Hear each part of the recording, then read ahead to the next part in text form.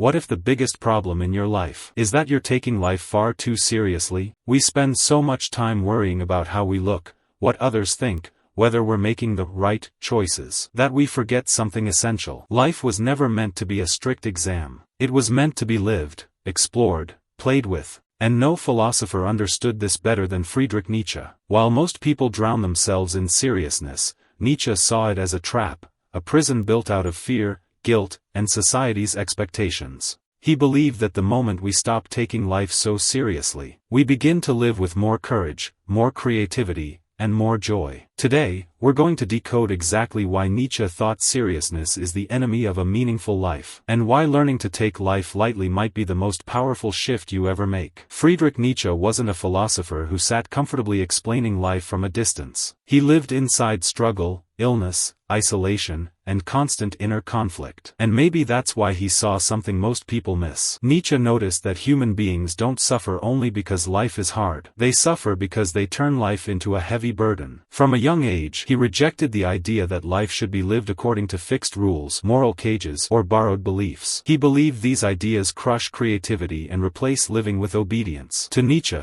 most people weren't truly living. They were surviving, following scripts written by society, religion, and fear. And this is where his most radical idea begins. Life is not a duty. Life is not a test. Life is an experiment. And experiments are not meant to be taken too seriously. Nietzsche believed that seriousness is not a sign of wisdom. In fact, he saw it as a symptom of fear. When people take life too seriously, they become obsessed with certainty. They want clear rules, guaranteed outcomes, and moral permission for every step they take. But life doesn't work that way. Seriousness creates anxiety because it convinces us that every mistake is a failure, that every wrong step is permanent, that every judgment from others defines our worth. Nietzsche saw this mindset everywhere. People clinging to traditions not because they give meaning, but because they remove responsibility. Seriousness, to him, was a disguise. Behind it lived fear of chaos, fear of freedom, and fear of becoming oneself. And the irony is this: the more seriously we take life, the smaller our lives become. Because when everything feels heavy, we stop moving forward. Nietzsche believed that something essential is lost as we grow older. Not intelligence, not strength, but play. He once wrote that within every real human being, there is a child who wants to play. Not childishness, but curiosity, creativity, and fearless exploration. The child doesn't obsess over being perfect. The child doesn't freeze in fear of judgment. The child experiments, falls, laughs, and tries again. To Nietzsche, maturity wasn't about becoming more serious. It was about learning how to play again, this time with awareness. When we lose this childlike spirit, life turns rigid. We stop creating and start obeying. We stop dancing with life and start carrying it like a weight. And in Nietzsche's eyes, a life without play is not a higher life. It is a diminished one. Nietzsche spoke often about what he called a light spirit. Not a careless spirit, not an ignorant one, but a spirit strong enough to dance with uncertainty. To live lightly, in Nietzsche's view, does not mean escaping suffering. It means refusing to let suffering define you. Life, he believed, should be approached like an art form. Something you shape, experiment with, and interpret, rather than obey. A light spirit can laugh even while struggling. It can move forward without knowing the outcome. It can say yes to life even when life feels chaotic. Nietzsche once wrote that he would only believe in a God who knows how to dance. Because dancing requires balance, courage, and the ability to move without clinging to the ground.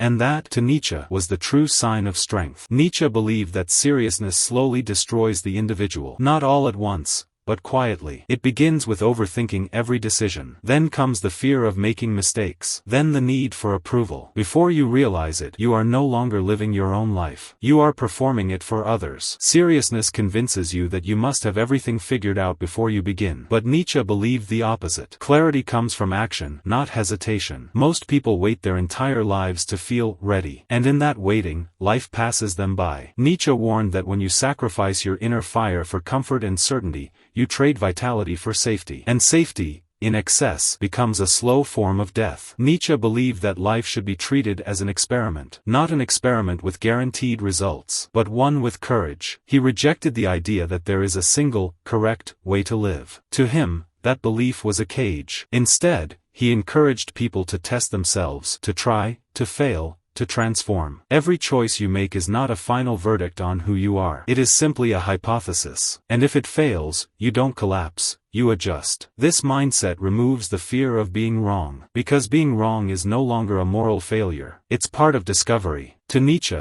the greatest tragedy was not failure. It was never daring to experiment at all. Nietzsche called it Amor Fati. It means, love your fate. Not tolerate it, not endure it, but love it. This idea goes far beyond positive thinking. It's about embracing every part of your life, the successes, the failures, the pain, the chaos, as something necessary. When you love your fate, life stops feeling like a problem to solve. It becomes a story you accept completely. Seriousness disappears when resistance disappears. You stop asking, why is this happening to me? And instead, you say, this is happening, how can I grow from it? To Nietzsche, this was the highest form of strength. Not escaping life's weight, but carrying it with joy. So what does taking life more lightly actually look like today? It starts with permission. Permission to make mistakes without self-hatred. Permission to change your mind without shame. Permission to laugh at moments that once embarrassed you. Nietzsche believed growth comes from creation, not perfection. When you stop living for approval, you recover your energy. When you stop fearing failure, you recover your courage. Taking life lightly doesn't mean being careless. It means being flexible. You move forward even when you're unsure. You create even when you're afraid. You act, even when you don't have all the answers. This is how you stop surviving and start living. Nietzsche believed that life becomes heavy only when we refuse to dance with it. Seriousness tells you that every step must be perfect. But life was never meant to be walked like a straight line. It was meant to be explored, felt, lived with courage. The moment you stop treating life like a fragile object, and start treating it like an unfolding experience, you become lighter, freer, more alive. So ask yourself this: are you carrying life, or are you dancing with it? Because according to Nietzsche,